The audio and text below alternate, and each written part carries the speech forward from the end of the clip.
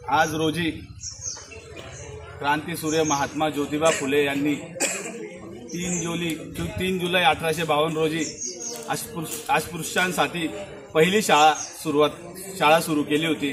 त्या दिनानिमित्त शिवशक्ती ग्रुप भारतीय जनता पक्षातर्फे आज आम्ही वृक्षारोपणाचा कार्यक्रम केला आहे। देशाचे पंतप्रधान विश्वनेते आदरणीय नरेंद्र मोदीजी हे एक पेड़ माँ के नाम हे अभियान राबवतात आणि त्याच अभियानावर शिवशक्ती ग्रुप चालतो। देशाचे मुख्यमंत्री आदरणीय देवेंद्रजी फडणवीस यांनी संकल्प केला आहे की 10 कोटी वृक्ष लागवड करायची महाराष्ट्रामध्ये आणि शिवशक्ती ग्रुपच्या माध्यमातून आज आम्ही वृक्षारोपणाचा कार्यक्रम करत आहोत। आणि मुख्यमंत्री साहेबांनी हेही सांगितलं की देशी वृक्ष जास्त प्रमाणात लावा।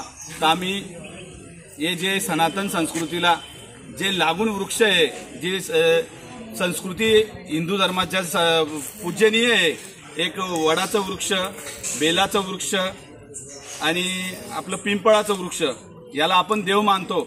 आम्ही ते देशी वृक्ष आज वनवासी कल्याण आश्रम येथे आणून लावण्यात आले आमच्यातर्फे आणि याच्या पुढेही आम्ही शिवशक्ती ग्रुपतर्फे असे कार्यक्रम राबवत असतो। मागच्या वर्षीही आम्ही वृक्ष लावले।